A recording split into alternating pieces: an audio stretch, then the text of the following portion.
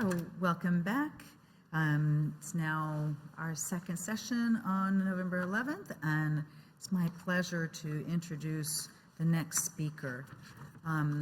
So Sakar Weiss, he just goes by Weiss, is the founder and CTO of Packet 39, and he's going to be speaking about the use of augmented reality in nuclear power plants. I know that's really exciting stuff. Okay, thanks everyone. Happy to be here. Happy to be in a live event finally after 2 years. So let's get going. So my name is Sakar Weiss. People call me Weiss. It's just easier to pronounce. I started Packet 39 a few years ago, and we do a lot of virtual reality and augmented reality applications for medical, aerospace, and also nuclear power. So we're here today to kind of talk about our adventures in the nuclear power industry with VR. It works. So this is the nuclear power plant outside of Toronto in Pickering, Ontario. These 8 kind of bulbous objects, each one is a reactor core. And I'm going to go very, very briefly about what exactly a reactor core is. So each of those bulbous objects is an entire facility, an entire building with a reactor core in the middle. That's number 1 there in the middle of the screen. The reactor core transforms nuclear energy or nuclear decay of isotopes into heat. It heats water, the water gets transported over to turbines, they spin the turbines, generate electricity. Why is that important? Because this entire facility is airtight. And to get in and out, you need to go through an airlock. It's very similar to an airlock in a spaceship or submarine. Double doors, very heavy, reinforced steel. Everything is super big and clunky. And there are kind of valves you have to turn, and levers you have to pull, all sorts of signs of all sorts of dangers that can bestow upon you if you make any kind of mistake. It's a stressful thing to do. And you're also in a giant rubber suit, a hazmat suit, when you're doing this. So they had people who went through panic attacks when they went through the airlock for the first time. And this is after a lot of a lot of off-site training on just how to operate this device. So we thought, and they came to us and we thought, let's do this in VR. Let's simulate the airlock in VR. So we 3D scanned it, we'll talk about that in a bit. We created a 3-dimensional interactive representation of this airlock. And this was a big success because this application lends itself beautifully to VR for several reasons. So the feeling of a confined space is conveyed very well in VR. We added a lot of audio cues to make it feel real and to give the user the sense of actually being there. We trained workers to perform correct sequence of actions and react to all sorts of dangerous events that could happen in this procedure. And of course, this thing cost a tiny, tiny fraction of this airlock, which they have a few mock-ups of, and each one costs multiple millions of dollars. And as an added bonus, the VR headset itself feels like the hazmat suit that they have to wear during these crossings of the airlock. What makes a VR experience impactful and meaningful and successful? 2 things. One is presence, making the user feel as if they are in that environment. And the other is agency. Agency means that the user feels that they have control over stuff, that their actions matter. Another example we're going to talk about and draw some interesting conclusions from is this device. So this is a device called a hot bonder. It's used to fix fiberglass objects, wings, materials, anything that was damaged. And this, we kind of ran into a few limitations of VR here.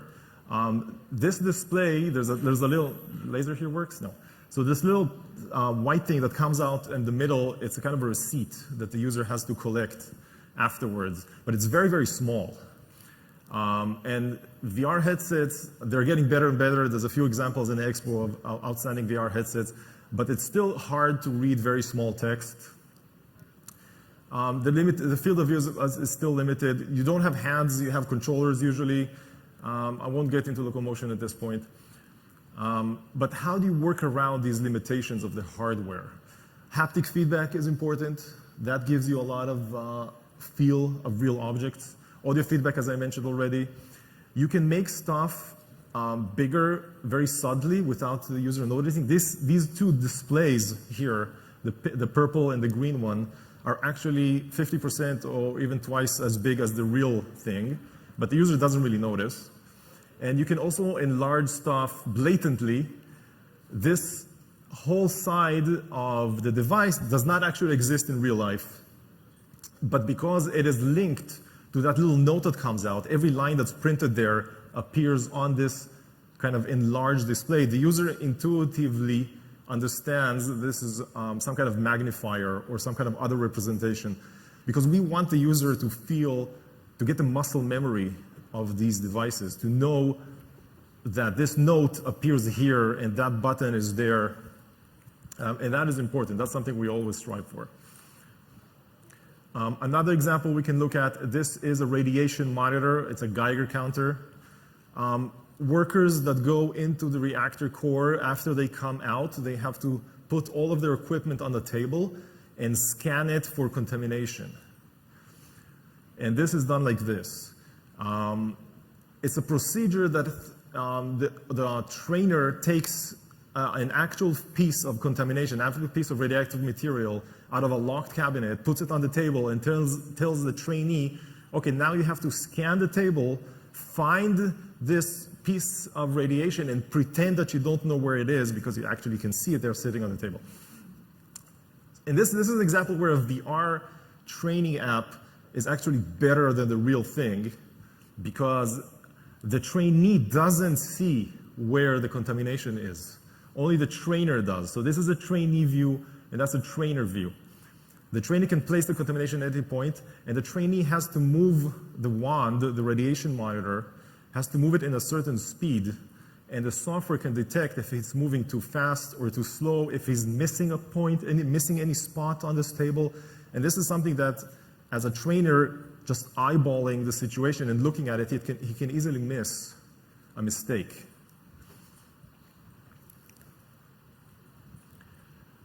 This controller or this piece of equipment had another interesting limitation where the buttons to operate it are small and behind the other controller, so it was very hard to get to it. So in this case, we made a button, this little arrow, that makes everything bigger. And once it's bigger, it operates on the same principles. You have to turn the knob, and you have to flip the switches.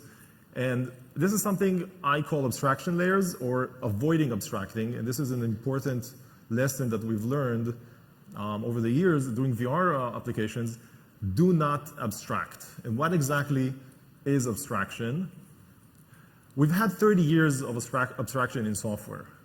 If we wanted, in the past 30 years, if we wanted to make a simulation of any kind of device that had turn knobs or buttons or handles or levers, all of these were operated in the same way, a mouse click. So this is an abstraction. And in VR, we can break free of this, and we can have the users actually operate these devices in the correct manner. Perfect.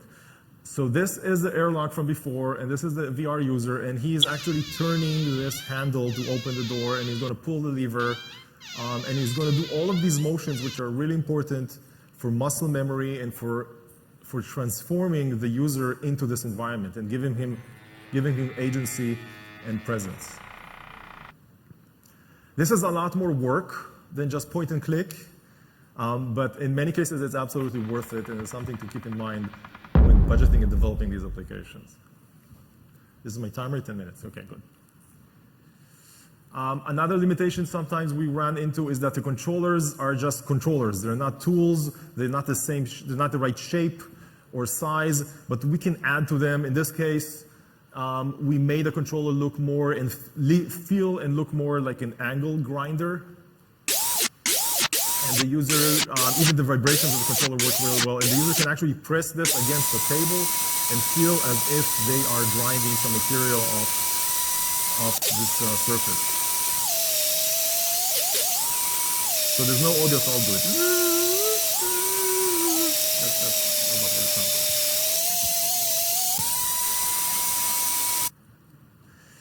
Let's talk about ditching the controls entirely. So we've all seen hand tracking where the Quest headset or before that Leap Motion, you don't need controls at all, which is great.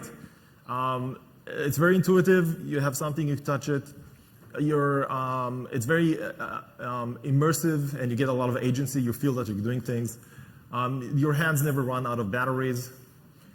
The problem with hand tracking is that there's no feedback. So you don't feel any of these objects. Of course, there's no buttons on your hands, right? So if you want to trigger something, that's very hard to do, like trigger the angle grinder, for example. Tracking is fundamentally unreliable. That means that when you are reaching out to grab an object intuitively, people do it this way, and your cameras, which are on your face, do not see your fingers. So to grab objects using hand tracking, people have to adapt an unnatural way of grabbing objects, like the little clam pinchers. So what we found is that the decisive factor between using or not using hand tracking in a VR application or VR training is grabbing. If you do not need to grab and hold objects in your app, hand tracking is great. If you need to grab and hold objects, I personally would avoid hand tracking because it's just not reliable enough. And again, because of the positions of the cameras, it will never be. I won't go into VR gloves, that's a whole other thing. In many cases, we need to recreate complex environments in VR, and the inside of the nuclear power plant looks like a submarine. It looks a bit like the Boeing thing that was shown here before. There's tubes and wires and cables and pipes everywhere. They want to do something called walkarounds or walkabouts, where they go to this environment and measure stuff. Can we fit this piece of equipment between this pillar and that pump? So we often 3D scan these environments and then use the resulting point cloud is usually not clean enough to use directly in VR, but it can be used as a basis to then hand model cleaned geometry, which looks like this. And it's a very nice and very effective use of VR because the users can get a perfect reproduction of depth and scale, what this room looks like.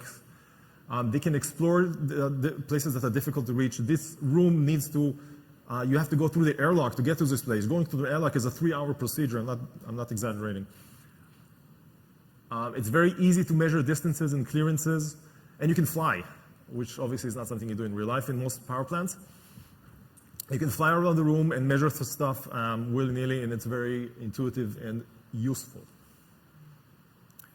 Let's talk AR a bit. So all of these apps that I've shown so far were VR. We've also done a bunch of AR applications. This is the most complex one we've done with HoloLenses, and it's a very interesting use case, so I'm going to show it here. This is a Reactor Core. So this is, again, the center of those domes. It's a can-do design. It's the design we have in Canada.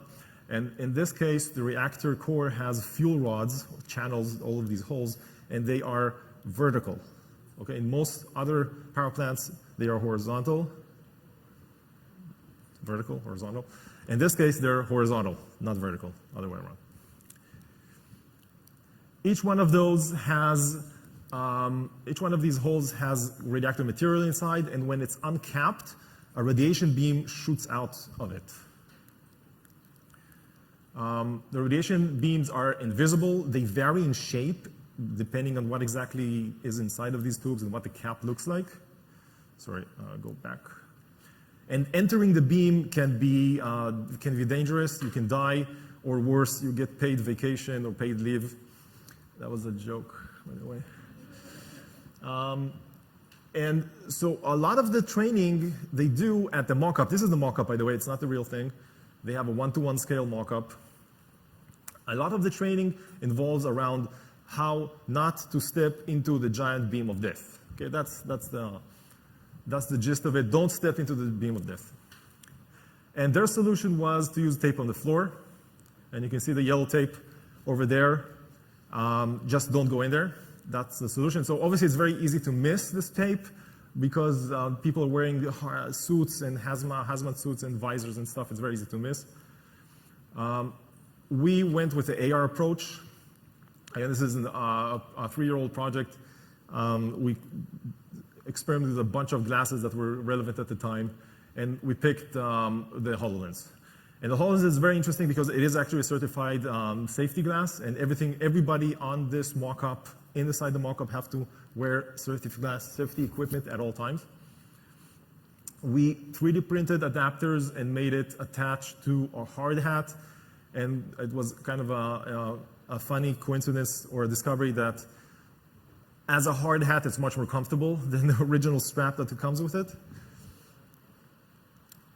We also built fake radiation dose monitors using basically just a phone, just a smartphone that communicated with the network, that also communicated with the HoloLens.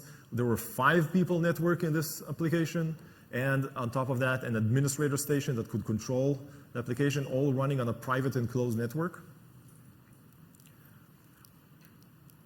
The administrator station had a view of where everybody was in the reactor core, where the radiation beam was, the dose of each person, so the system would know to accumulate or raise your dose if you entered the beam. The beam is also not a single object. It has components inside, so the center part gives you 1,000 times more radiation than the outer shell. All of these were meticulously rebuilt from data that they had about these beams, and nobody before that actually made the 3D representation of these objects. The beams themselves are complicated. They only had some math and diagrams, and we converted them into 3-dimensional objects that look like this. It depends on the type of cap that the fuel rods have on them. And again, if you enter the green part, you get a paid vacation. If you enter the yellow part in the middle, you died. Putting everything together, there was a hardware, 5 HoloLenses, as I mentioned, a router with a closed network, hard hats, phones that acted as radiation dose meters, and all the software we wrote, it was running on Windows and the HoloLens itself. And it looks like this. The admin was sitting on top, some kind of a top platform, looking at everybody running below on the inside of the mock-up reactor core. People accumulated dose. The admin station could reset the dose. He could introduce all sorts of events or hazard that would happen if they wanted to simulate somebody dropping radioactive material. So all of that could be simulated and triggered by the administrator station. And why was this incredibly useful, effective, and fun? It is a perfect use case for AR. It's really important that the space itself is important and relevant. The AR augmentation are meaningful. They provide insight that otherwise is very hard to get or see. It kind of reveals a hidden world, which again is important for AR. The operation was entirely hands-free. The users didn't need to operate anything. It was really difficult to read hand gestures inside of a big rubber suit, a hazmat suit.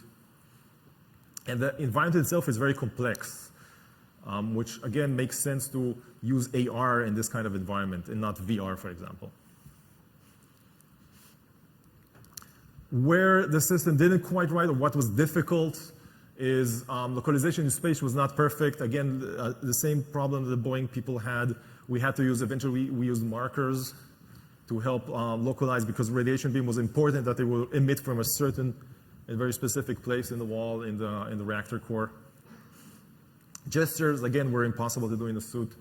The headsets are clunky and big. We're on this. Everything's getting better. Oops. And again, battery life was a problem. Small field of view is always a problem with AR. But again, despite all of these, it was a very successful project. And I'm pretty sure this was the first HoloLens project or first AR project in nuclear industry. That is it. I have 1 minute for questions, or even a bit more, I think. It was a pleasure being here. I'm happy to answer any questions you have. Actually, thank you very much. Thank you very much. We have 5 minutes for questions. 5 minutes for questions. So Perfect. I invite those of you who have questions to come up here to this microphone and ask them. I have one that doesn't pertain exactly to your presentation, but it's an extension. When are drones and robots going to be taking the place of the humans? They have robots to do a lot of this work, yes.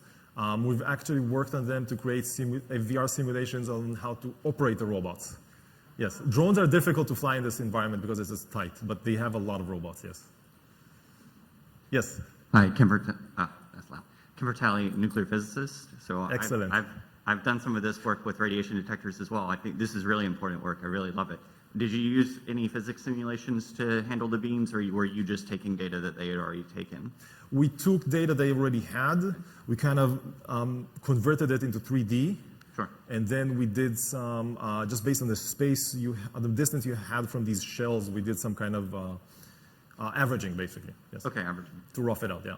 Sure. Or is there any work to extend this using some of the known models for nuclear physics? Yes, we're talking to them on bringing, either replacing the headsets with a new HoloLens, improving the tracking, using either external sensors and just eliminating the need for the markers. And there's talk with them about the next phase of this. But they move slow, and these are organizations that move very slow. Yes, nuclear power plants. Yeah. Yes, they're very slow.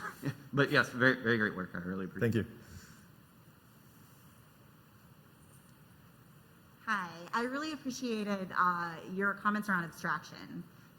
As someone that specializes in the high risk and high compliance space, I think that that's a really important concept that we all need to take to heart when we're looking at immersive technologies. Yes. Question for you around that. So notice that you're doing a lot of really interesting things with regards to trying to solve for that abstraction piece in the experiences.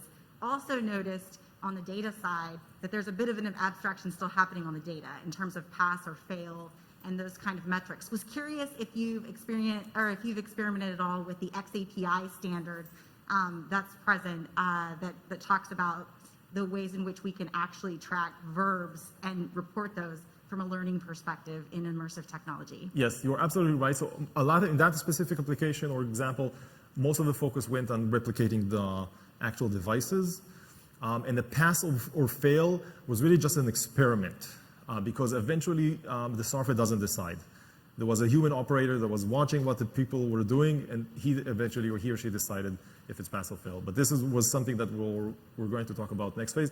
It's a lot more complicated than just yes or no, or as you mentioned, there's a lot of layers there too. Yes, but we didn't get into that yet. Sure. Well, I'll just as a comment for you. From an IEEE Learning Technology Standards perspective, we're actually launching a new working group around user profiles for XAPI. So perfect. It would be a great opportunity for you to get involved. It looks like you've got a lot of great work that could really help out with that. Thanks.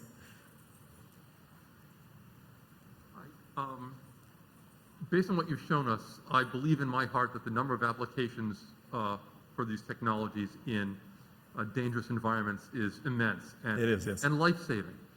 That said, mission-critical environments tend to be, as you already said, very slow-moving. These institutions are very slow. Can you talk about the sales cycle and the sales process and how you sort of move through large bureaucracies like this to actually get people to do something? Yes, there's a lot of you have to push quite a lot to get anything done. These organizations, these institutes, they work in timescales that are really even hard to fathom. I've seen Gantt that stretch 25 years. Like, it's insane what kind of planning they have there. Most of this stuff started as experiments because somebody at the place recognized that we need to at least try these new things, right? And get a feel of what we can do with this.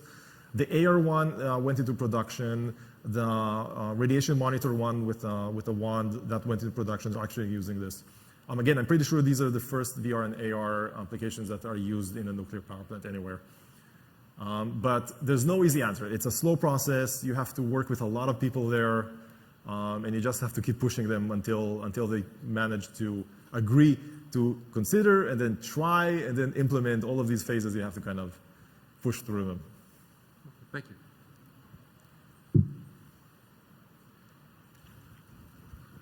Thank you very much. Let's give a hand to the speaker. Thank you. Thanks, everyone.